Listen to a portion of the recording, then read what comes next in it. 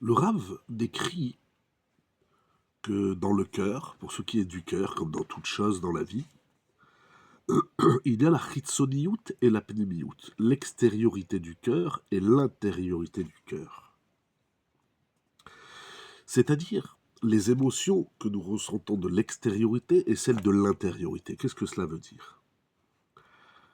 La différence se joue dans l'esprit. Le Rav explique.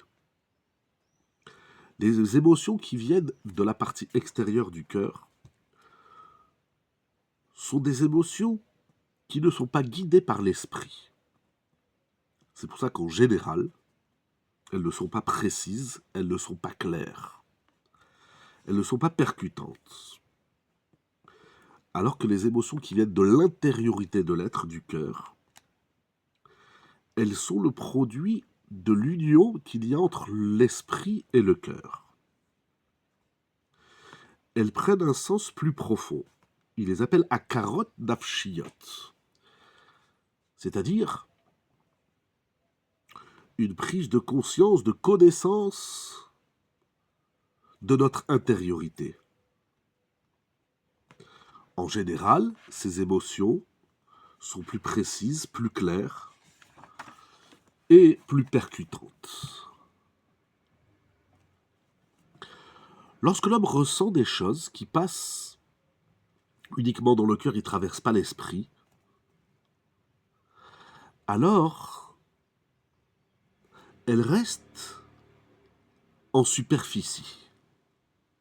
Mais lorsqu'elles passent par le sechel, par l'intellect, elles sont ancrées en l'être, elles sont plus stables. Par conséquent, le chemin qui conduit à l'intériorité du cœur, qui est le sanctuaire de la connaissance de l'être, c'est le lien entre l'esprit et le cœur. C'est très intéressant parce qu'on a l'impression que dans le sechel, il n'y a pas de sentiment, et dans les sentiments, il n'y a pas de sechel. Et il faut arriver à conjuguer le sechel et l'argasha, l'esprit et le ressenti. Et donc il faut que le sechel il soit toujours en relation avec le cœur, avec le lev. Le verset nous dit, dans Devarim chapitre 4, verset 39, Veyadata hayom v'ashevotel levavecha. Il y a ici les deux choses, la yedia, Veyadata hayom, et ensuite la hashava et la lev. La yedia et le lev, le sechel et le lev. L'homme se doit d'abord de clarifier intellectuellement la définition de l'émotion. Il faut mettre des mots, mais pas seulement des mots, il faut mettre une réflexion. Il faut arriver à définir intellectuellement ce qu'on ressent. Ensuite, il faut identifier cette définition intellectuelle, il faut l'identifier en soi, il faut la ressentir. Et donc là, on a mêlé le sentiment, le ressenti et l'intellect.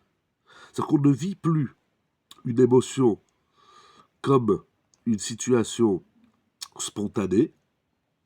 Si j'arrive à mettre des mots, parce que je réfléchis, je dis tiens, pourquoi je ressens ça, comment je le ressens, comment se fait-il, etc. Alors, après que je l'ai passé dans l'esprit, je vais le ramener encore une fois dans l'intériorité du cœur. Le lève, c'est l'intériorité. Et on va s'identifier, se relier profondément en notre être, dans ce que nous avons ressenti. On va lui donner une structure intellectuelle.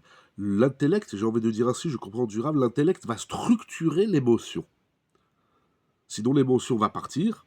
Comme elle est venue, elle va partir. Elle va revenir quand elle aura envie ou quand ce sera le moment qu'elle revienne. On va rien garder de ce ressenti. Si on ressent des choses, c'est qu'on doit s'identifier, se lier à ce qu'on ressent. Pour se lier à ce qu'on ressent, il faut leur donner une structure intellectuelle.